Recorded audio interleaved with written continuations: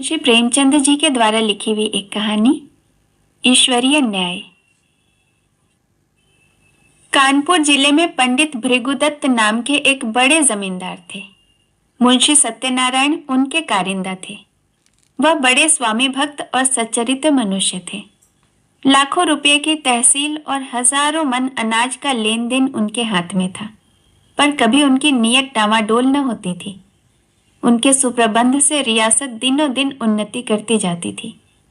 ऐसे कर्तव्य परायण सेवक का जितना सम्मान होना चाहिए उससे अधिक ही होता था। दुख सुख के प्रत्येक अवसर पर पंडित जी उनके साथ बड़ी उदारता से पेश आते। धीरे धीरे मुंशी जी का विश्वास इतना बढ़ा कि पंडित जी ने हिसाब किताब को समझना भी छोड़ दिया। संभव है उनसे आजीवन इसी तरह निभ जाती, पर भावी प्रबल है। प्रयाग में कुंभ लगा तो पंडित जी भी स्नान करने गए। वहां से लौटकर फिर वे घर न आए। मालूम नहीं किसी गड्ढे में फिसल पड़े या कोई जल जंतु उन्हें खींच ले गया। उनका फिर कुछ पता ही न चला। अब मुंशी सत्यनारायण के अधिकार और भी बढ़ गए। एक हतभागिनी विधवा और 2 छोटे छोटे बच्चों के सिवा पंडित जी का घर में और कोई न था।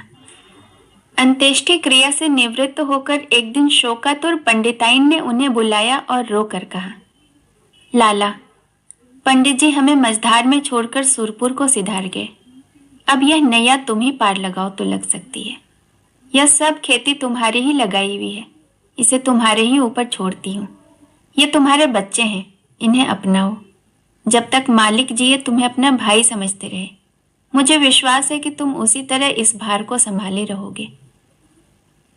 सत्यनारायण ने रोते हुए जवाब दिया, भाभी भैया क्या उठ गए, मेरे तो भाग ही फूट गए, नहीं तो मुझे आदमी बना देते। मैं उन्हीं का नमक खाकर जिया हूँ और उन्हीं की चाकरी में मरूंगा भी। आप धीरज रखें, किसी भी प्रकार की चिंता न करें। मैं जीते जी आपकी सेवा से मुंह न मोड़ूंगा। आप केवल इतना कर दीजिए कि मैं जिस किसी की भी शिकायत लेकर आपके पास आऊं उसे डांट दीजिए, नहीं तो ये लोग सिर चढ़ जाएंगे। इस घटना के कई वर्षों तक मुंशी जी ने रियासत को संभाला। वह अपने काम में बड़े कुशल थे। कभी एक कौड़ी का भी बल नहीं पड़ा। सारे जिले में उनका सम्मान होने लगा। लोग पंडित जी को भूल सा गए। दरबारियों और कमेटियों में वह सम्मिलित होने लगे। जिले के अधिकारी भी उन्हीं को जमींदार समझते। अन्य रईसों में उनका आदर था। पर मान वृद्धि महंगी वस्तु है और भानु कुंवरी अन्य स्त्रियों के सदृश पैसे को खूब पकड़ती। वह मनुष्य की मनोवृत्तियों से परिचित न थी। पंडित जी हमेशा लाला जी को इनाम इकराम देते रहते थे। वे जानते थे कि ज्ञान के बाद ईमान का दूसरा स्तंभ अपनी सुदशा है। इसके सिवा वे खुद भी कभी कागजों की जांच कर लिया करते थे, नाम मात्र को ही सही, पर इस निगरानी का डर जरूर बना रहता था, क्योंकि ईमान का सबसे बड़ा शत्रु अवसर है। भानु कुंवरी इन बातों को जानती न थी। अतएव अवसर तथा धनाभाव जैसे प्रबल शत्रुओं के पंजे में पड़कर मुंशी जी का ईमान कैसे बेदाग बचता। कानपुर शहर से मिला हुआ ठीक गंगा के किनारे एक बहुत आजाद और उपजाऊ गांव था। पंडित जी इस गांव को लेकर नदी किनारे पक्का घाट, मंदिर, बाग, मकान आदि बनवाना चाहते थे, पर उनकी यह कामना सफल न हो सकी। संयोग से अब वह गांव बिकने लगा। उनके जमींदार एक ठाकुर साहब थे। किसी फौजदारी के मामले में फंसे हुए थे। मुकदमा लड़ने के लिए रुपए की चाह थी। मुंशी जी ने कचहरी में यह समाचार सुना। चटपट मोल तोल हुआ। दोनों तरफ गरज थी। सौदा पटने में देर न लगी। बैनामा लिखा गया, रजिस्ट्री हुई। रुपये मौजूद न थे, पर शहर में साख थी। एक महाजन के यहाँ से 30,000 रुपये मंगाए गए और ठाकुर साहब को नजर किए गए। हाँ, काम काज की आसानी के ख्याल से यह सब लिखा पढ़ी मुंशी जी ने अपने ही नाम की, क्योंकि मालिक के लड़के अभी नाबालिग थे। उनके नाम से लेने में बहुत झंझट होती और विलंब होने से शिकार हाथ से निकल जाता। मुंशी जी बैनामा लिए असीम आनंद में मग्न भानु कुंवरी के पास आए। पर्दा कराया और यह शुभ समाचार सुनाया। भानु कुंवरी ने सजल नेत्रों से उनको धन्यवाद दिया। पंडित जी के नाम पर मंदिर और घाट बनवाने का इरादा पक्का हो गया। मुंशी जी दूसरे ही दिन गांव में आए। आसामी नजराने लेकर नए स्वामी के स्वागत को हाजिर हुए। शहर में रईसों की दावत हुई। लोगों के नाव पर बैठकर गंगा की खूब सैर की गई। मंदिर आदि बनवाने के लिए आबादी से हटकर रमणीक स्थान चुना गया। यद्यपि इस गांव को अपने नाम लेते समय मुंशी जी के मन में कपट भाव न था, तथापि 2-4 दिन में ही उनका अंकुर जम गया और धीरे धीरे बढ़ने लगा। मुंशी जी इस गांव के आय व्यय का हिसाब अलग रखते और अपने स्वामिनों को इसका ब्यौरा देने की जरूरत न समझते। भानु कुंवरी इन बातों में दखल देना उचित न समझती थी, पर दूसरे कारिंदों से बातें सुन सुनकर उसे शंका होती थी कि कहीं मुंशी जी दगा तो न दे देंगे। अपने मन के भाव मुंशी जी से छिपाती थी, इस ख्याल से कि कहीं कारिंदों ने उन्हें हानि पहुंचाने के लिए यह षड्यंत्र न रचा हो। इस तरह कई साल गुजर गए। अब उस कपट के अंकुर ने वृक्ष का रूप धारण किया। भानु कुंवरी को मुंशी जी के उस मार्ग के लक्षण दिखाई देने लगे। उधर मुंशी जी के मन ने कानून से नीति पर विजय पाई। उन्होंने अपने मन में फैसला किया कि गांव मेरा है। हाँ, मैं भानु कुंवरी का 30,000 का ऋणी अवश्य हूँ। वे बहुत करेंगी तो अपने रुपये ले लेंगी, और क्या कर सकती हैं। मगर दोनों तरफ यह आग अंदर ही अंदर सुलगती रही। मुंशी जी अस्त्र सज्जित होकर आक्रमण के इंतजार में थे और भानु कुंवरी इसके लिए अवसर ढूंढ रही थी। एक दिन उसने साहस करके मुंशी जी को अंदर बुलाया और कहा, लाला जी, बरगदा के मंदिर का काम कब से लगवाइएगा? उसके लिए 8 साल हो गए। अब काम लग जाए तो अच्छा हो। जिंदगी का कौन ठिकाना है, जो काम करना है उसे कर ही डालना चाहिए। इस ढंग से इस विषय को उठाकर भानु कुंवरी ने अपनी चतुराई का अच्छा परिचय दिया। मुंशी जी भी दिल में इसके कायल हो गए। जरा सोचकर बोले, इरादा तो मेरा भी कई बार हुआ, पर मौके की जमीन नहीं मिलती। गंगा तट की जमीन असामियों की जोत में है और वे किसी तरह उसे छोड़ने पर राजी नहीं। भानु कुंवरी, यह बात तो आज मालूम हुई। 8 साल हुए इस गांव के विषय में आपने कभी भूल करके भी तो चर्चा नहीं की। मालूम नहीं कितनी तहसील है, क्या मुनाफा है, कैसा गांव है, कुछ सीर होती भी है या नहीं। जो कुछ करते हैं आप ही करते हैं और आप ही करेंगे, पर मुझे भी तो मालूम होना चाहिए। मुंशी जी जरा संभल उठे। उन्हें मालूम हो गया कि इस चतुर स्त्री से बाजी ले जाना मुश्किल है। गांव लेना ही है तो अब डर क्या, खुलकर बोले, आपको इससे कोई सरोकार न था, इसीलिए मैंने व्यर्थ कष्ट देना मुनासिब न समझा। भानु कुंवरी के हृदय को कुठार सा लगा। पर्दे से निकल आई और मुंशी जी की तरफ तेज आंखों से देखकर बोली, आप क्या कहते हैं? आपने गांव मेरे लिए लिया था या अपने लिए? रुपये मैंने दिए थे या आपने? उस पर जो खर्च पड़ा वह सब मेरा था या आपका? मेरे समझ में नहीं आता कि आप कैसी बातें करते हैं। मुंशी जी ने सावधानी से जवाब दिया, यह तो आप जानती हैं कि गांव हमारे नाम से बसा हुआ है। रुपया जरूर आपका लगा है, पर मैं उसका देनदार हूं। रहा तहसील वसूल का खर्च, यह सब मैंने अपने पास से दिया है। उसका हिसाब किताब आय व्यय सब रखता गया हूं। भानु कुंवरी ने क्रोध से कांपते हुए कहा, इस कपट का फल आपको अवश्य मिलेगा। आप इस निर्दयता से मेरे बच्चों का गला नहीं काट सकते। मुझे नहीं मालूम था कि आपने हृदय में छुरी छिपा रखी है, नहीं तो यह नौबत ही क्यों आती। खैर, अब से मेरी रोकड़ और बही खाता आप कुछ न छुएं। मेरा जो कुछ होगा ले लूंगी। जाइए, एकांत में बैठकर सोचिए। पाप से किसी का भला नहीं होता। तुम समझते होगे कि बालक अनाथ हैं, इनकी संपत्ति हजम कर लूंगा। इस भूल में न रहना, मैं तुम्हारे घर की ईंट तक बिगवा लूंगी। यह कहकर भानु कुंवरी फिर पर्दे की आड़ में आ बैठी और रोने लगी। स्त्री क्रोध के बाद किसी न किसी बहाने रोया करती है। लाला साहब को कोई जवाब न सूझा। वहां से उठ गया और दफ्तर जाकर कागज उलट पलट करने लगे। पर भानु कुंवरी भी उनके पीछे पीछे दफ्तर में पहुंची और डांट कर बोली, मेरा कोई कागज छूना मत, नहीं तो बहुत बुरा होगा। तुम विषैले सांप हो, मैं तुम्हारा मुंह तक नहीं देखना चाहती। मुंशी जी कागजों में से कुछ काट छांट करना चाह रहे थे, पर विवश हो गए। खजाने की कुंजी निकालकर फेंक दी, बही खाते पटक दिए, किवाड़ धड़ाके से बंद किए और हवा की तरह सन से निकल गए। कपट में हाथ तो डाला, मगर कपट मंत्र न जाना। दूसरे कारिंदों ने यह कैफियत सुनी तो फूले न समाये। मुंशी जी के सामने उनकी दाल न गलने पाती। भानु कुंवरे के पास आकर वे आग पर तेल छिड़कने लगे। सब लोग इस विषय में सहमत थे कि मुंशी सत्यनारायण ने विश्वासघात किया है। मालिक का नमक उनकी हड्डियों से फूट फूट कर निकलेगा। दोनों ओर से मुकदमेबाजी की तैयारियां होने लगी।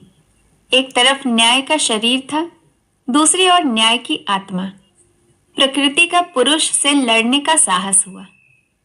भानु कुंवरे ने लाला छक्कन लाल से पूछा, हमारा वकील कौन है? छक्कन लाल ने इधर उधर झांक कर कहा, वकील तो सेठ जी हैं, पर सत्यनारायण ने उन्हें पहले से ही गांठ रखा होगा। इस मुकदमे के लिए बड़े होशियार वकील की जरूरत है। मेहरा बाबू की आजकल खूब चल रही है। हाकिम की कलम पकड़ लेते हैं, बोलते हैं तो जैसे मोटर कार छूट जाती है सरकार। और क्या कहें, कई आदमियों को फांसी से उतार लिया है। उनके सामने कोई वकील जबान नहीं खोल सकता। सरकार कहे तो वही कर लिया जाए। छक्कन लाल की अत्युक्ति ने संदेह पैदा कर दिया। भानु कुंवरी ने कहा, नहीं, पहले सेठ जी से पूछ लिया जाए, उसके बाद देखा जाएगा। आप जाइए, उन्हें बुला लाइए। छक्कन लाल अपनी तकदीर को ठोकते हुए सेठ जी के पास गए। सेठ जी पंडित भृगुदास के जीवन काल से ही उनका कानून संबंधी सब काम किया करते थे। मुकदमे का हाल सुना तो सन्नाटे में आ गए। सत्यनारायण को वह बड़ा नेक नियत आदमी समझते थे। उनके पतन से बड़ा खेद हुआ। उसी वक्त आए। भानु कुंवरी ने रो रो कर उनसे अपनी विपत्ति की कथा कही और अपने दोनों लड़कों को उनके सामने खड़ा करके बोली, आप इन अनाथों की रक्षा कीजिए, मैं इन्हें आपको सौंपती हूँ। सेठ जी ने समझौते की बात छेड़ी। बोले, आपस की लड़ाई अच्छी नहीं। भानु कुंवरी, अन्यायी के साथ लड़ना ही अच्छा है। सेठ जी, पर हमारा पक्ष निर्बल है। भानु कुंवरी फिर पर्दे से निकल आई और विस्मित होकर बोली, क्या हमारा पक्ष निर्बल है? दुनिया जानती है कि गांव हमारा है, उसे हमसे कौन ले सकता है? नहीं, मैं सुलह कभी नहीं करूंगी। आप कागजों को देखें, मेरे बच्चों की खातिर यह कष्ट उठाएं, आपका परिश्रम निष्फल न जाएगा। सत्यनारायण की नीयत पहले से खराब न थी। देखिए, जिस मिति में गांव लिया गया है उस मिति में 30,000 का क्या खर्च दिखाया गया है। अगर उसने अपने नाम उधार लिखा हो तो देखिए वार्षिक सूद चुकाया गया है या नहीं। ऐसे नर पिशाच से तो मैं कभी सुलह न करूंगी। सेठ जी ने समझ लिया कि इस समय समझाने बुझाने से कुछ काम न चलेगा। कागजात देखे, अभियोग चलाने की तैयारियां होने लगी। मुंशी सत्यनारायण लाल खिसियाए हुए मकान पहुंचे। लड़के ने मिठाई मांगी, उसे पीटा। स्त्री पर इसलिए बरस पड़े क्योंकि उसने लड़कों को उनके पास जाने दिया। अपनी वृद्ध माता को डांट कर कहा, तुमसे इतना भी नहीं हो सकता कि जरा लड़के को बहलाओ। एक तो मैं दिन भर का थका मांदा घर आऊं, फिर लड़के को खिलाऊं। मुझे दुनिया में और न कोई काम है न कोई धंधा। इस तरह घर में बवाल मचाकर वह बाहर आए और सोचने लगे, मुझसे बड़ी भूल हुई। मैं कैसा मूर्ख हूं। इतने दिनों तक सारे कागज पत्र अपने हाथ में थे, जो चाहता था कर सकता था, पर हाथ धरे बैठा रहा। आज सिर पर आ पड़ी है तो सूझी। मैं चाहता तो बही खाते सब नए बना सकता था, जिसमें इस गांव का और रुपये का जिक्र ही न होता, पर मेरी मूर्खता के कारण घर में आई हुई लक्ष्मी रूठी जाती है। मुझे क्या मालूम था कि वह चुड़ैल मुझसे इस तरह पेश आएगी, कागजों को हाथ तक न लगाने देगी। इसे उधेड़ बुन में एकाएक मुंशी जी उछल पड़े। एक उपाय सूझ गया, क्यों न कार्यकर्ताओं को मिला लूं। यद्यपि मेरी सख्ती के कारण वे सब मुझसे नाराज थे और इस समय सीधे से बात भी न करेंगे, तथापि उनमें से कोई भी ऐसा नहीं जो प्रलोभन से मुट्ठी में न आ जाए। हाँ, इसमें रुपया पानी की तरह बहाना पड़ेगा, पर इतना रुपया आएगा कहाँ से? हाय दुर्भाग्य! 2-4 दिन पहले चेत गया होता तो कोई कठिनाई न उठानी पड़ती। क्या जानता था कि वह डायन इस तरह वज्र प्रहार करेगी। बस अब एक ही उपाय है कि किसी तरह कागजात गुम कर दूं। बड़ी जोखिम का काम है, पर करना ही पड़ेगा। दुष्कामनाओं के सामने एक बार सिर झुकाने पर फिर संभलना कठिन हो जाता है। पाप के अथाह दलदल में एक बार पड़े कि प्रतिक्षण नीचे ही चले जाते हैं। मुंशी सत्यनारायण सा विचारशील मनुष्य इस समय इस फिक्र में था कि कैसे सेंध लगा पाऊं। मुंशी जी ने सोचा, क्या सेंध लगाना इतना आसान है? इसके वास्ते कितनी चतुराई, कितना साहस, कितनी बुद्धि, कितनी वीरता चाहिए। कौन कहता है कि चोरी करना आसान काम है? जो कहीं मैं पकड़ा गया तो मरने के सिवाय और कोई मार्ग न होगा। बहुत सोचने विचारने पर भी मुंशी जी को अपने ऊपर ऐसा दुस्साहस कर सकने का विश्वास न हो सका। हाँ, इससे सुगम एक दूसरी तरकीब नजर आई। क्यों न दफ्तर में आग लगा दूं? एक बोतल मिट्टी का तेल और दिया सलाई की जरूरत है। किसी बदमाश को मिला लूं, मगर यह क्या मालूम कि बही उसी कमरे में रखी है या नहीं। चुड़ैल ने उसे जरूर अपने पास रख लिया होगा। नहीं, आग लगाना गुनाह बेलज्जत होगा। बहुत देर मुंशी जी करवटें बदलते रहे, नए नए मंसूबे सोचते, फिर अपने ही तर्कों से उसे काटते। वर्षा काल में बादलों की नई नई सूरतें बनती हैं और फिर हवा के वेग से बिगड़ जाती हैं। वही दशा इस समय उनके मंसूबों की हो रही थी। पर इस मानसिक अशांति में भी एक विचार पूर्ण रूप से स्थिर था। किसी तरह इन कागजात को अपने हाथ में लाना चाहिए। काम कठिन है, माना, पर हिम्मत न थी तो रार क्यों मोल ली? क्या 30,000 की जायदाद दाल भात का कौर है? चाहे जिस तरह भी हो, चोर बने बिना काम नहीं चल सकता। आखिर जो लोग चोरियां करते हैं वे भी तो मनुष्य ही होते हैं। बस एक छलांग का काम है। अगर पार हो गए तो राज करेंगे, अगर गिर पड़े तो जान से हाथ धोएंगे। रात के 10 बज गए। मुंशी सत्यनारायण कुंजियों का एक गुच्छा कमर में दबाए घर के बाहर निकले। द्वार पर थोड़ा सा पुआल रखा हुआ था। उसे देखते ही वे चौंक पड़े। मारे डर के छाती धड़कने लगी। जान पड़ा कोई छिप बैठा है। कदम रुक गए। पुआल की तरफ ध्यान से देखा, उसमें बिल्कुल हरकत नहीं हुई। तब हिम्मत बंधी, आगे बढ़े और मन को समझाने लगे, मैं भी कैसा बौखल हूं। अपने द्वार पर किसका डर और सड़क पर भी मुझे किसका डर। मैं अपनी राह जाता हूं, कोई मेरी तरफ तिरछी आंख से देख भी नहीं सकता। हाँ, जब मुझे सेंध लगाते देख ले, नहीं पकड़ ले, तब अलबत्ते डरने की बात है। तिस पर भी बचाव की युक्ति निकल सकती है। अकस्मात उन्होंने भानु कुंवरी के एक चपरासी को आते हुए देखा। कलेजा धड़क उठा। लपक कर एक अंधेरी गली में घुस गए। वहीं बड़ी देर तक खड़े रहे। जब वह सिपाही आंखों से ओझल हो गया, तब फिर वह सड़क पर आए। वह सिपाही आज सुबह तक इनका गुलाम था। उसे इन्होंने कितनी ही बार गालियां दी थी, लातें मारी थी, पर आज उसे देखकर इनके प्राण सूख गए। उन्होंने फिर तर्क की शरण ली। मैं मानो भंग खाकर आया हूं। इस चपरासी से इतना डरा, माना कि वह मुझे देख लेता, पर मेरा क्या कर सकता था? हजारों आदमी रास्ता चल रहे हैं, मैं भी उन्हीं में से एक हूं। क्या वह अंतर्यामी है? सबके हृदय का हाल जानता है। मुझे देखकर वह अदब से सलाम करता और वहां का कुछ हालचाल भी कहता, पर मैं उससे ऐसा डरा कि सूरत तक न दिखा सका। इस तरह मन को समझाकर वे आगे बढ़े। सच है, पाप के पंजों में फंसा हुआ मन पतझड़ का पत्ता है जो हवा के जरा से झोंके से गिर पड़ता है। मुंशी जी बाजार पहुंचे। अधिकतर दुकानें बंद हो चुकी थी। उनमें सांड और गायें बैठी हुई जुगाली कर रही थी। केवल हलवाइयों की दुकानें खुली थी और कहीं कहीं गजरे वाले हार की हाक लगाते फिरते थे। सब हलवाई मुंशी जी को पहचानते थे, अतएव मुंशी जी ने सिर झुका लिया। कुछ चाल बदली और लपकते हुए चले। एकाएक उन्हें एक बग्घी आती दिखाई दी। यह सेठ बल्लभ दास वकील की बग्घी थी। इसमें बैठकर वह हजारों बार सेठ जी के साथ कचहरी गए थे, पर आज वह बग्घी काल देव के समान भयंकर मालूम हुई। फौरन एक दुकान पर चढ़ गए।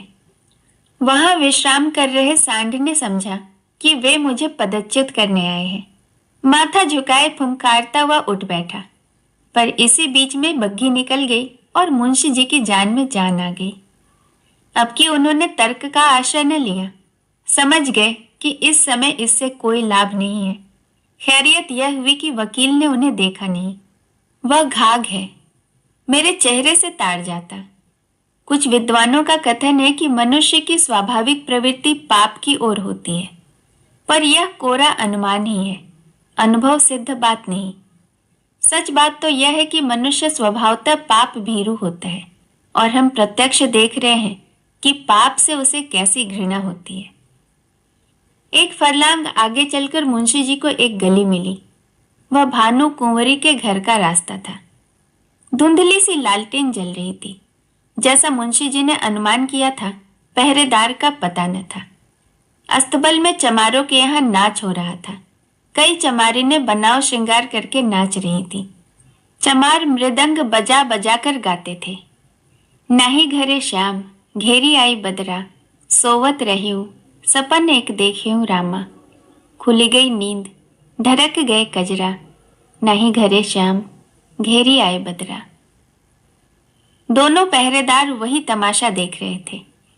मुंशी जी दबे पांव लालटेन के पास गए और जिस तरह बिल्ली चूहे पर झपटती है, उसी तरह उन्होंने झपट कर लालटेन को बुझा दिया।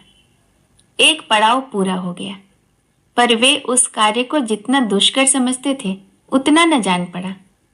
हृदय कुछ मजबूत हुआ। दफ्तर के दरवाजे में पहुंचे तो खूब कान लगाकर आहट ली। चारों ओर सन्नाटा छाया हुआ था। केवल चमारों का कोलाहल सुनाई देता था। इस समय मुंशी जी के दिल में धड़कन थी, पर सिर धम धम कर रहा था। हाथ पांव कांप रहे थे। सांसें बड़ी वेग से चल रही थी। शरीर का एक एक रोम आंख और कान बना हुआ था। वे सजीवता की मूर्ति हो रहे थे। उनमें जितना पौरुष, जितनी चपलता, जितना साहस, जितनी चेतना, जितनी बुद्धि, जितना औसान था, वे सब इस वक्त सजग और सचेत होकर इच्छा शक्ति की सहायता कर रहे थे। दफ्तर के दरवाजे पर वही पुराना ताला लगा हुआ था। इसकी कुंजी आज बहुत तलाश करके वे बाजार से लेकर आए थे। ताला खुल गया। किवाड़ों ने बहुत दबी जबान से प्रतिरोध किया, पर इस पर किसी ने ध्यान न दिया। मुंशी जी दफ्तर में दाखिल हुए। भीतर चिराग जल रहा था। मुंशी जी को देखकर उसने एक दफे सिर हिलाया, मानो उन्हें भीतर आने से रोका। मुंशी जी के पैर थर थर कांप रहे थे। एड़ियां जमीन से उछली पड़ती थी। पाप का बोझ उन्हें असहाय था। पल भर में मुंशी जी ने बहियों को उल्टा पलटा। लिखावट उनकी आंखों में तैर रही थी। इतना अवकाश कहाँ था कि जरूरी कागजात छांट लेते। उन्होंने सारी बहियों को समेटकर एक गट्ठर बनाया और सिर पर रखकर तीर के समान कमरे से बाहर आ निकले। उस पाप की गठरी को लादे हुए वह अंधेरी गली से गायब हो गए। तंग अंधेरी दुर्गंधपूर्ण कीचड़ से भरी हुई गलियों में वे नंगे पांव स्वार्थ, लोभ और कपट का बोझ लिए चले जाते थे। मानो पापमय आत्मा नरक की नालियों में बही चली जाती थी। बहुत दूर तक भटकने के बाद वे गंगा किनारे पहुंचे। जिस तरह कलुषित हृदयों में कहीं कहीं धर्म का धुंधला प्रकाश रहता है, उसी तरह नदी की काली सतह पर तारे झिलमिला रहे थे। तट पर कई साधु धूनी जमाए पड़े थे। ज्ञान की ज्वाला मन की जगह बाहर दहक रही थी। मुंशी जी ने अपना गट्ठर उतारा और चादर से खूब मजबूत बांधकर बलपूर्वक नदी में फेंक दिया। सोती हुई लहरों में कुछ हलचल हुई और फिर सन्नाटा हो गया। मुंशी सत्यनारायण लाल के घर में दो स्त्रियां थीं, माता और पत्नी। वे दोनों अशिक्षिता थीं। इस पर भी मुंशी जी को गंगा में डूब मरने या कहीं भाग जाने की जरूरत न होती थी। न वे बॉडी पहनती थी, न मोजे जूते, न हारमोनियम पर गा सकती थी। यहाँ तक कि उन्हें साबुन लगाना भी न आता था। हेयर पिन, ब्रोचेस, जैकेट आदि परमावश्यक चीजों का तो नाम भी उन्होंने नहीं सुना था। बहू में आत्मसम्मान जरा भी न था, न सास में आत्मगौरव का जोश। बहू अब तक सास की घुड़कियां भीगी बिल्ली की तरह सह लेती थी। हाँ मूर्खे, सास को बच्चे के नहलाने धुलाने, यहाँ तक कि घर में झाड़ू देने से भी घृणा न थी। हाँ ज्ञानंधे, बहू स्त्री क्या थी, मिट्टी का लोंदा थी। एक पैसे की जरूरत होती तो सास से मांगती। सारांश यह कि दोनों स्त्रियां अपने अधिकारों से बेखबर अंधकार में पड़ी हुई पशुवत जीवन व्यतीत करती थी। ऐसी फूहड़ थी कि रोटियां भी अपने हाथों से बना लेती थी। कंजूसी के मारे दाल मूठ समोसे कभी बाजार से न मंगाती। आगरे वाले दुकान की चीजें खाई होती तो उनका मजा जानती। बुढ़िया खसूट दवा दर्पण भी जानती थी। बैठी बैठी घास पात कूटा करती। मुंशी जी ने माँ के पास जाकर कहा, अम्मा अब क्या होगा? भानु कुंवरी ने मुझे जवाब दे दिया। माता ने घबरा कर पूछा, जवाब दे दिया? मुंशी, हाँ बिल्कुल बेकसूर। माता, यह क्या बात हुई? भानु कुंवरी का मिजाज तो ऐसा न था। मुंशी, बात कुछ न थी। मैंने अपने नाम से जो गांव लिया था उसे मैंने अपने अधिकार में कर लिया। कल मुझसे और उनसे साफ साफ बातें हुई। मैंने कह दिया कि गांव मेरा है, मैंने अपने नाम से लिया है, उसमें तुम्हारा कोई इजारा नहीं। बस बिगड़ गई और जो मुंह में आया बकती चली गई। उसी वक्त मुझे निकाल दिया और धमका कर कहा कि मैं तुमसे लड़कर अपना गांव ले लूंगी। अब आज ही उनकी तरफ से मेरे ऊपर मुकदमा दायर होगा। मगर इससे क्या होता है? गांव मेरा है, उस पर मेरा कब्जा है। एक नहीं 1000 मुकदमे चलाए, डिग्री तो मेरी ही होगी।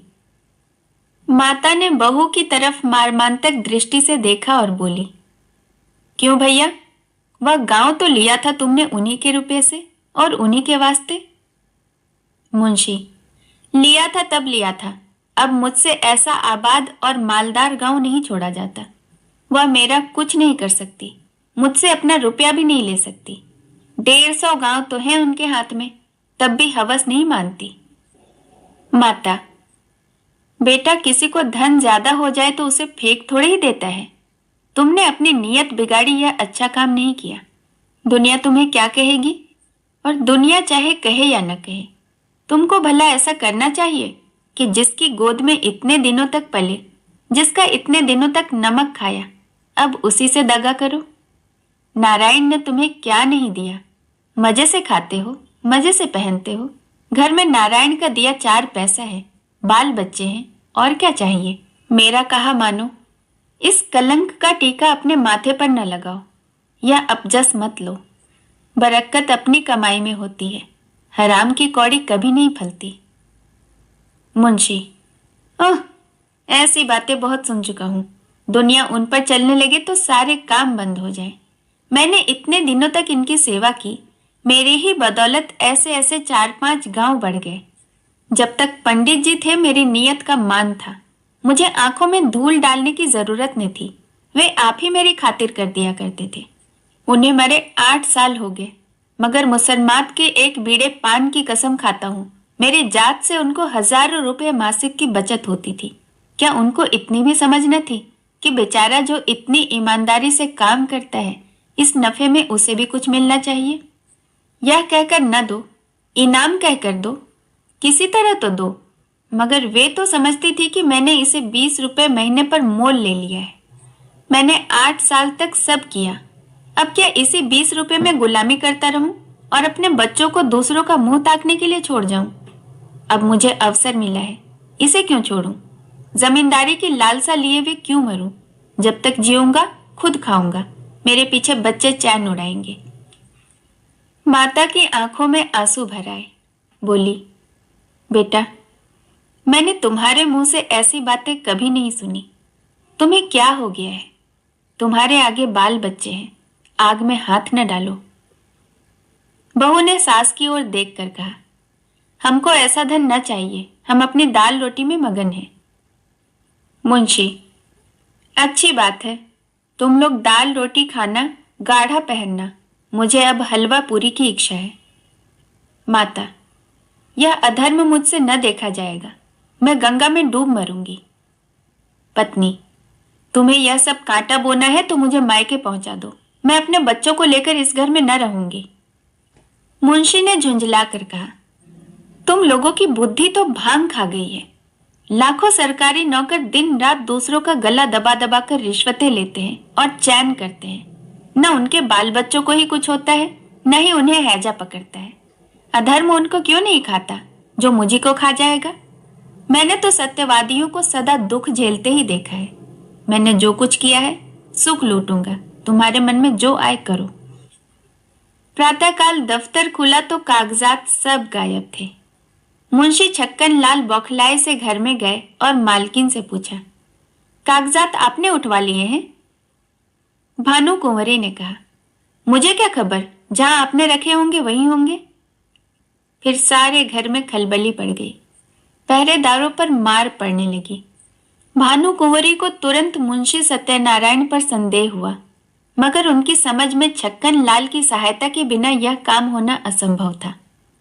पुलिस में रपट हुई। एक ओझा नाम निकालने के लिए बुलाया गया। मौलवी साहब ने कुर्रा फेंका। ओझा ने बताया यह किसी पुराने बैरी का काम है। मौलवी साहब ने फरमाया कि किसी घर के भेदिये ने यह हरकत की है। शाम तक यह दौड़ धूप रही। फिर यह सलाह होने लगी कि इन कागजातों के बगैर मुकदमा कैसे चले। पक्ष तो निर्बल था। जो कुछ बल था वह इन्हीं बही खाते का था। अब तो सबूत भी हाथ से गए। दावे में कुछ जान ही न रही। मगर भानु कुंवरी ने कहा कि बला से हार जाएंगे। हमारी चीज कोई छीन ले तो हमारा धर्म है कि उससे यथाशक्ति लड़े। हार कर बैठना तो कायरों का काम है। वकील सेठ जी को इस दुर्घटना का समाचार मिला तो उन्होंने भी यही कहा कि अब इस दावे में जरा भी जान नहीं है, लेकिन अनुमान और तर्क का भरोसा है। अदालत ने माना तो माना, नहीं तो हार माननी पड़ेगी। पर भानु कुंवरी ने एक न मानी। लखनऊ और इलाहाबाद से 2 होशियार बैरिस्टर बुलवाए। मुकदमा शुरू हो गया। सारे शहर में इस मुकदमे की धूम थी। कितने ही रईसों को भानु कुंवरी ने साथी बनाया था। मुकदमा शुरू होने के समय हजारों आदमियों की भीड़ हो जाती थी।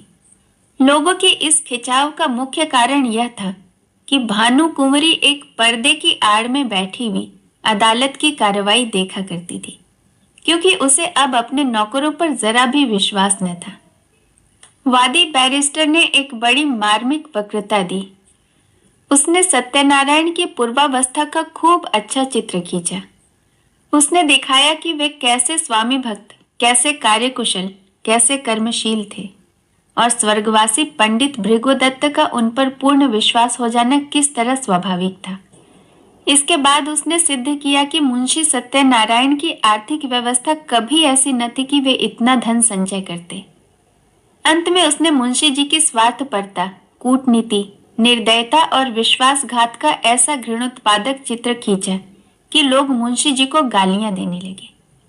इसके साथ ही उसने पंडित जी के अनाथ बालकों की दशा का बड़ा करुणोत्पादक वर्णन किया।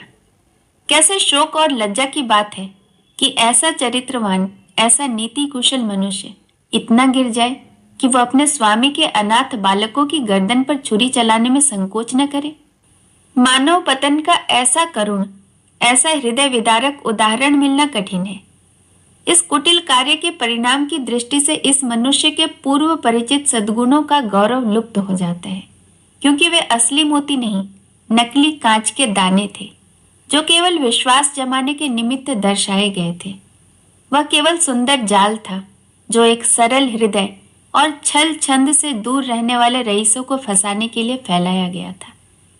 इस नर पशु का अंतःकरण कितना अंधकारमय, कितना कपटपूर्ण है, कितना कठोर है, और इसकी दुष्टता कितनी घोर, कितनी अपावन है। अपने शत्रु के साथ दगा करना एक बार तो क्षम्य है, मगर इस मलिन हृदय मनुष्य ने उन बेकसों के साथ दगा किया है जिस पर मानव स्वभाव के अनुसार दया करना उचित है। यदि आज हमारे पास बही खाते मौजूद होते, अदालत पर सत्यनारायण की सत्यता स्पष्ट रूप से प्रकट हो जाती, पर मुंशी जी के बर्खास्त होते ही दफ्तर से उनका लुप्त हो जाना भी अदालत के लिए एक बड़ा सबूत है। शहर के कई रईसों ने गवाही दी, पर सुनी सुनाई बातें जिरह में उखड़ गई। दूसरे दिन फिर मुकदमा पेश हुआ। प्रतिवादी के वकील ने फिर वक्तृता शुरू की। उसमें गंभीर विचारों की अपेक्षा हास्य का आधिक्य था। यह एक विलक्षण न्याय सिद्धांत है कि किसी धनाढ्य मनुष्य का नौकर जो कुछ खरीदे वह उसके स्वामी की चीज समझी जाए। इस सिद्धांत के अनुसार हमारी गवर्नमेंट को अपने कर्मचारियों की सारी संपत्ति पर कब्जा कर लेना चाहिए। यह स्वीकार करने में हमको कोई आपत्ति नहीं कि हम इतने रुपयों का प्रबंध न कर सकते थे और यह धन हमने स्वामी से ही ऋण लिया, पर हमसे ऋण चुकाने का कोई तकाजा न करके वह जायदाद ही मांगी जाती है। यदि हिसाब के कागजात दिखाए जाएं, तो वे साफ बता देंगे कि मैं सारा ऋण दे चुका हूँ। हमारे मित्र ने कहा कि ऐसी अवस्था में बहियों का गुम हो जाना भी अदालत के लिए सबूत होना चाहिए। मैं भी उनकी युक्ति का समर्थन करता हूँ। यदि मैं आपसे ऋण लेकर अपना विवाह करूं, तो क्या मुझसे मेरी नवविवाहिता वधू को भी आप छीन लेंगे? हमारे सुयोग मित्र ने हमारे ऊपर अनाथों के साथ दगा करने का आरोप लगाया है। अगर मुंशी सत्यनारायण की नीयत खराब होती तो उनके लिए सबसे अच्छा अवसर वह था जब पंडित भृगुदत्त का स्वर्गवास हुआ। इतने विलंब की क्या जरूरत थी? यदि आप शेर को फंसाकर उसके बच्चे को उसी वक्त नहीं पकड़ लेते, उसे बढ़ने और सबल होने का अवसर देते हैं, तो मैं तो आपको बुद्धिमान न कहूंगा। यथार्थ बात यह है कि मुंशी सत्यनारायण ने नमक का जो कुछ हक था वह पूरा कर दिया। 8 वर्ष तक तन मन से स्वामी के संतान की सेवा की। आज उन्हें अपनी साधुता का जो फल मिल रहा है वह बहुत ही दुखद और हृदय विदारक है। इसमें भानु कुंवरी का दोष नहीं, वे एक गुण संपन्न महिला है, मगर अपनी जाति के अवगुण उनमें भी विद्यमान है।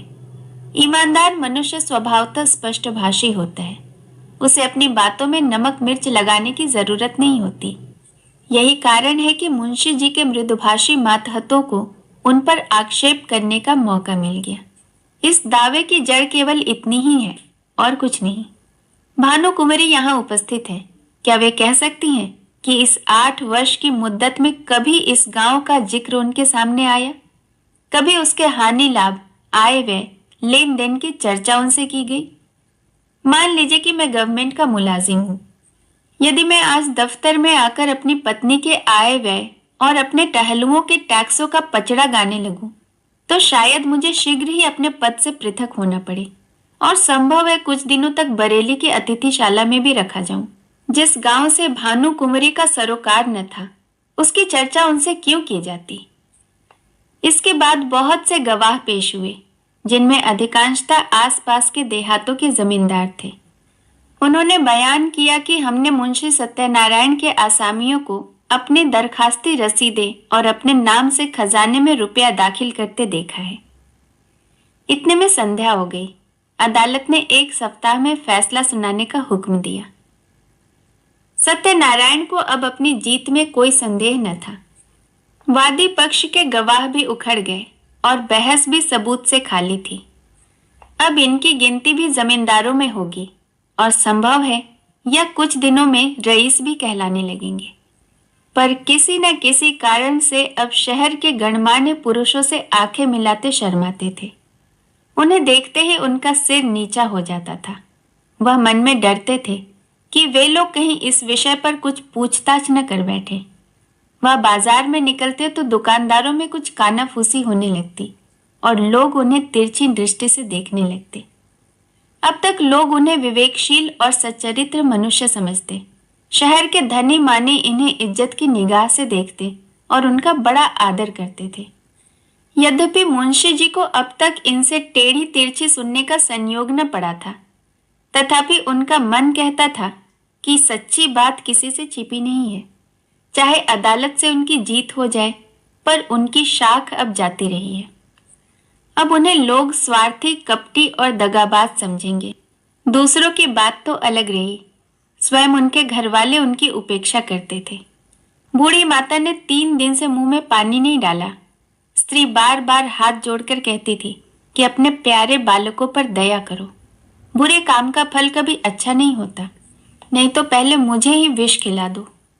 जिस दिन फैसला सुनाया जाने वाला था, प्रातःकाल एक कुंजड़िन तरकारियां लेकर आई और मुंशियाइन से बोली, बहू जी, हमने बाजार में एक बात सुनी है, बुरा न मानो तो कहूं। जिसको देखो उसके मुंह से यही बात निकलती है कि लाला बाबू ने जालसाजी करके पंडिताइन से कोई हल्का ले लिया। हमें तो इस पर यकीन नहीं आता। लाला बाबू ने न संभाला होता तो अब तक पंडिताइन का कहीं पता न लगता, एक अंगुल जमीन न बचती। तो क्या अब उन्हीं के साथ बदी करेंगे? अरे बहू, कोई कुछ साथ लाया है कि ले जाएगा? नेकी बदी सब यहीं धरी रह जाती है। बुरे का फल बुरा होता है, आदमी न देखे पर अल्लाह सब कुछ देखता है। बहू जी पर घड़ों पानी फिर गया। जी चाहता था कि धरती फट जाए और वो उसमें समा जाती। स्त्रियां स्वभावतः लज्जावती होती हैं, उनमें आत्माभिमान की मात्रा अधिक होती है। निंदा अपमान उनसे सहन नहीं हो सकता। सिर झुकाए हुए बोली, बुआ मैं इन बातों को क्या जानूं, मैं तो आज ही तुम्हारे मुंह से सुन रही हूं। कौन कौन सी तरकारियां हैं? मुंशी सत्यनारायण अपने कमरे में लेटे हुए कुंजड़िन की बातें सुन रहे थे। उसके चले जाने के बाद आकर स्त्री से पूछने लगे, यह शैतान खाला क्या कह रही थी? स्त्री ने पति की ओर से मुंह फेर लिया और जमीन की ओर ताकते हुए बोली, क्या तुमने नहीं सुना? तुम्हारा गुणगान कर रही थी। तुम्हारे पीछे देखो, किस किस के मुंह से यह बातें सुननी पड़ती है और किस किस से मुंह छिपाना पड़ता है। मुंशी जी अपने कमरे में लौट आए। स्त्री को कुछ उत्तर नहीं दिया। आत्मा लज्जा से परास्त हो गई। जो मनुष्य सदैव सर्व सम्मानित रहा हो, जो सदा आत्माभिमान से सिर उठाकर चलता रहा हो, जिसकी सुकृति की चर्चा सारे शहर में होती हो, वह कभी सर्वथा लज्जा शून्य नहीं हो सकता। लज्जा कुपथ की सबसे बड़ी शत्रु है। कुवासनाओं के भ्रम में पड़कर मुंशी जी ने समझा था कि मैं इस काम को ऐसी गुप्त रीति से पूरा करके ले जाऊंगा कि किसी को कानों कान खबर न होगी, पर उनका यह मनोरथ सिद्ध न हुआ। बाधाएं आ खड़ी हुई। उनके हटाने में उन्हें बड़े दुस्साहस से काम लेना पड़ा, पर यह भी उन्होंने लज्जा से बचने के निमित्त ही किया, जिसमें यह कोई न कह सके कि अपनी स्वामिनी को धोखा दिया। इतना यत्न करने पर भी निंदा से न बच सके। बाजार का सौदा बेचने वालियां भी अब अपमान करती हैं। कुवासनाओं से दबी हुई लज्जा शक्ति इस कड़ी चोट को सहन न कर सकी। मुंशी जी सोचने लगे, अब मुझे धन संपत्ति मिल जाए, ऐश्वर्यवान हो जाऊं, परंतु निंदा से मेरा पीछा न छूटेगा। अदालत का फैसला मुझे लोक निंदा से न बचा सकेगा। ऐश्वर्य का फल क्या है? मान और मर्यादा। उससे हाथ धो बैठा तो ऐश्वर्य को लेकर क्या करूंगा? चित्त की शक्ति खोकर, लोक लज्जा सहकर, जन समुदाय में नीच बनकर और अपने घर में कलह का बीज बोकर यह संपत्ति मेरे किस काम आएगी? और यदि वास्तव में कोई न्याय शक्ति हो और वह मुझे इस कुकृत्य का दंड दे, तो मेरे लिए सिवा मुख में कालिख लगाकर निकल जाने के और कोई मार्ग न रहेगा। सत्यवादी मनुष्य पर कोई विपत्ति पड़ती है तो लोग उनके साथ सहानुभूति करते हैं। दुष्टों की विपत्ति लोगों के लिए व्यंग्य की सामग्री बन जाती। उस अवस्था में ईश्वर अन्यायी ठहराया जाता है, मगर दुष्टों की विपत्ति ईश्वर के न्याय को सिद्ध करती है। परमात्मा, इस दुर्दशा से मेरा किसी तरह उद्धार करो। क्यों न मैं जाकर भानु कुंवरी के पैरों पर गिर पड़ूं और विनय करूं कि यह मुकदमा उठा लो। शोक, पहले मुझे यह बात क्यों न सूझी? अगर कल तक मैं उनके पास चला गया होता तो बात बन जाती, पर अब क्या हो सकता है? आज तो फैसला सुनाया जाएगा। मुंशी जी देर तक इसी विचार में पड़े रहे, पर कुछ निश्चय न कर सके कि क्या करें। भानु कुंवरी को भी विश्वास हो गया कि अब गांव हाथ से गया। बेचारी हाथ मल रही थी। रात भर उसे नींद न आई। रह रहकर मुंशी सत्यनारायण पर क्रोध आ जाता था। हाय पापी, ढोल बजाकर मेरा 50,000 का माल लिया जाता है और मैं कुछ नहीं कर सकती। आजकल के न्याय करने वाले बिल्कुल आंख के अंधे हैं। जिस बात को सारी दुनिया जानती है, उन पर भी इनकी दृष्टि नहीं पहुंचती। बस दूसरों की आंखों से देखते हैं। कोरे कागजों के गुलाम हैं। न्याय वह है जो दूध का दूध, पानी का पानी कर दे। यह नहीं कि खुद ही कागजों के धोखे में आ जाए, खुद ही पाखंडियों के जाल में फंस जाए। इसी से तो ऐसे छल कपटी, दगाबाज और दुरात्माओं का साहस बढ़ गया है। खैर, गांव जाता है तो जाए, लेकिन सत्यनारायण, तुम शहर में कहीं मुंह दिखाने लायक भी न रहे। इस ख्याल से भानु कुंवरी को कुछ शांति हुई। शत्रु की हानि मनुष्य को अपने लाभ से अधिक प्रिय होती है। मानव स्वभाव ही कुछ ऐसा है। तुम हमारा एक गांव ले गए, नारायण चाहेंगे तो तुम भी इससे सुख न पाओगे। तुम आप ही नरक की आग में जलोगे। तुम्हारे घर में कोई दिया जलाने वाला न रह जाएगा। फैसले का दिन आ गया। आज इजलास में बड़ी भीड़ थी। ऐसे ऐसे महानुभाव उपस्थित थे जो बगुलों की तरह अफसरों की बधाई और विदाई के अवसरों में ही नजर आया करते हैं। वकीलों और मुख्तारों की पलटन भी जमा थी। नियत समय पर जज साहब ने इजलास सुशोभित किया। विस्तृत न्याय भवन में सन्नाटा छा गया। अहलमद ने संदूक से तजवीज निकाली। लोग उत्सुक होकर एक एक कदम और आगे खिसक गए। जज ने फैसला सुनाया। मुद्दई का दावा खारिज। दोनों पक्ष अपना अपना खर्च सह ले। यद्यपि फैसला लोगों के अनुमान के अनुसार ही था, तथापि जज के मुंह से उसे सुनकर लोगों में हलचल सी मच गई। उदासीन भाव से फैसले पर आलोचनाएं करते हुए लोग धीरे धीरे कमरे से निकलने लगे। एकाएक भानु कुंवरी घूंघट निकाले इजलास पर आकर खड़ी हो गई। जाने वाले लौट पड़े। जो बाहर निकल गए थे दौड़कर अंदर आ गए और कौतूहल पूर्वक भानु कुंवरी की तरफ ताकने लगे। भानु कुंवरी ने कंपित स्वर में जज से कहा, सरकार, यदि हुक्म दे तो मैं मुंशी जी से कुछ पूछूं। यद्यपि यह बात नियम के विरुद्ध थी, तथापि जज ने दयापूर्वक आज्ञा दे दी। तब भानु कुंवरी ने सत्यनारायण की तरफ देखकर कहा, लाला जी, सरकार ने तुम्हें डिग्री तो कर दी है, गांव तुम्हें मुबारक रहे, मगर ईमान आदमी का सब कुछ है। ईमान से कह दो, गांव किसका है? हजारों आदमी यह प्रश्न सुनकर कौतूहल से सत्यनारायण की तरफ देखने लगे। मुंशी जी विचार सागर में डूब गए। हृदय में संकल्प और विकल्प में घोर संग्राम होने लगा। हजारों मनुष्यों की आंखें उनकी तरफ जमी हुई थी। यथार्थ बात अब किसी से छिपी न थी। इतने आदमियों के सामने असत्य बात मुंह से निकल न सकी। लज्जा से जबान बंद कर ली। मेरा कहने से काम बनता था, कोई बात न थी, किंतु घोरतम पाप का दंड समाज दे सकता है, उसके मिलने के पूरे आसार थे। आपका कहने से काम बिगड़ता था। जीती जिताई बाजी हाथ से निकल जाती थी। सर्वोत्कृष्ट काम करने के लिए समाज से जो इनाम मिल सकता है, उसके मिलने की पूरी आशा थी। आशा ने भय को जीत लिया। उन्हें ऐसा प्रतीत हुआ जैसे ईश्वर ने मुझे अपना मुख उज्जवल करने का यह अंतिम अवसर दिया है। मैं अब भी मानव सम्मान का पात्र बन सकता हूँ, अब भी अपनी आत्मा की रक्षा कर सकता हूँ। उन्होंने आगे बढ़कर भानु कुंवरी को प्रणाम किया और कांपते हुए स्वर से बोले, आपका।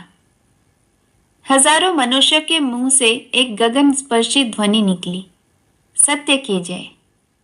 जज ने खड़े होकर कहा, यह कानून का न्याय नहीं, ईश्वरीय न्याय है। इसे कथा न समझिएगा, यह सच्ची घटना है। भानु कुंवरी और सत्यनारायण अब भी जीवित हैं। मुंशी जी के इस नैतिक साहस पर लोग मुग्ध हो गए। मानवीय न्याय पर ईश्वरीय न्याय ने जो विलक्षण विजय पाई, उसकी चर्चा शहर भर में महीनों रही। भानु कुंवरी मुंशी जी के घर गई, उन्हें मना कर लाई, फिर अपना सारा कारोबार उन्हें सौंपा और कुछ दिनों उपरांत यह गांव उन्हीं के नाम हिब्बा करा दिया। मुंशी जी ने भी उसे अपने अधिकार में रखना उचित न समझा, कृष्णार्पण कर दिया। अब इसकी आमदनी दीन दुखियों और विद्यार्थियों की सहायता में खर्च होती है। कहानी में अंत तक मेरे साथ बने रहने के लिए आपका बहुत बहुत धन्यवाद।